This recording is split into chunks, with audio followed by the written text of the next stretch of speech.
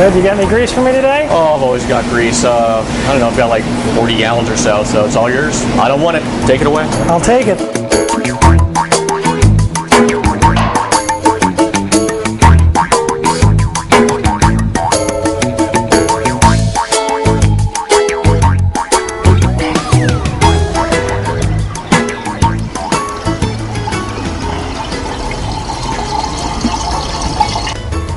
So this is the process in a nutshell. That's the waste grease, and the waste grease, after it gets processed, turns into this. Turns into biodiesel, which is on the top layer, and then the glycerin is the bottom layer. That's the darker layer. And that looks like nice vinaigrette. Yeah, it does look like a salad dressing. And this glycerin we purify and use in all our products, in the soaps and the lotion and the shampoos and the shower gels that we're developing. And then this stuff on the top is the biodiesel, which goes right into our car, and we drive on that. Where are we going now? Okay, we're going to go back to the methanol recovery system. It looks a little bit like we're building an atomic bomb back here. We make about 120 gallons of biodiesel a month, so we have to pick up about 120 gallons of vegetable oil. A month.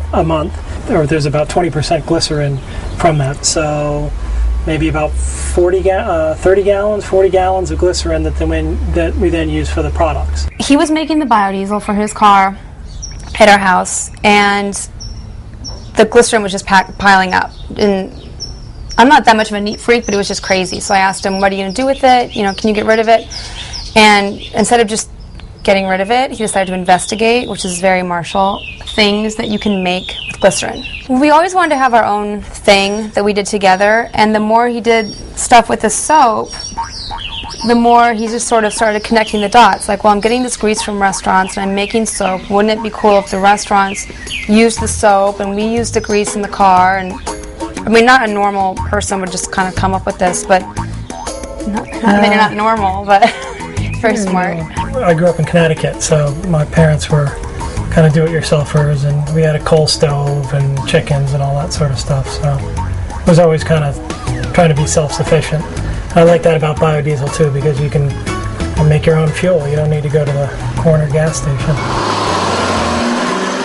I have the satisfaction with the whole shredding of the magazines before I put them in the packaging.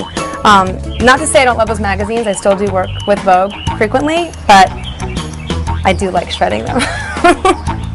And you're recycling? I'm recycling. It's a safe way to ship it, and people that we send it to appreciate that we're not filling it with peanuts, we're not filling it with something that, is just waste. What does this mean for you as a parent of a young child?